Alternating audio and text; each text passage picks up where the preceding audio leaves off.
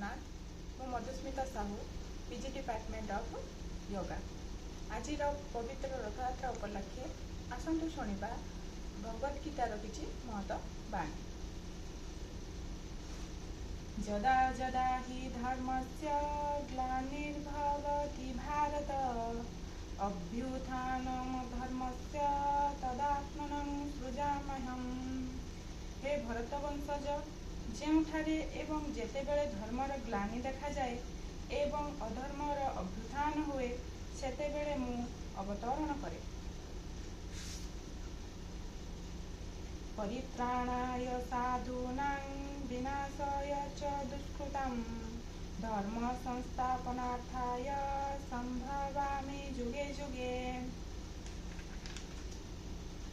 ସାଧୁ ଏବଂ ଭକ୍ତମାନଙ୍କର ପରିତ୍ରାଣ ନିମିତ୍ତ ଏବଂ ଦୁର୍ବୃତ୍ତମାନଙ୍କର ବିନାଶ ନିମିତ୍ତ ତଥା ଧର୍ମ ସଂସ୍ଥାପନ ନିମିତ୍ତ ମୁଁ ଯୁଗେ ଯୁଗେ ଅବତୀର୍ଣ୍ଣ ହୁଏ।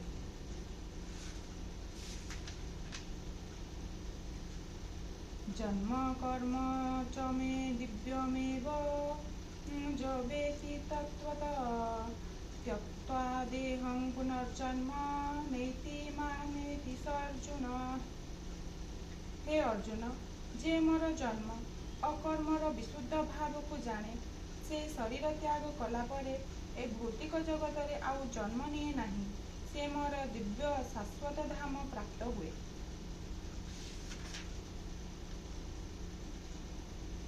वीतराग भय क्रोधा मन्मया मापुपाश्रिताः बहवो ज्ञान तपसा पूता मद भावमागताः।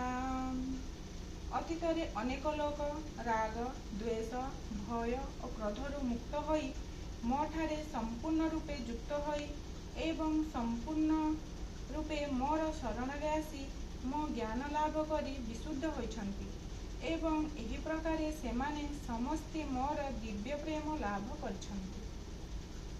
नमस्कार। एथिला चतुर्थ गीता भगवद गीतार चतुर्थ अध्यायर 7 नंबर 8 नंबर एवं 9 नंबर श्लोक।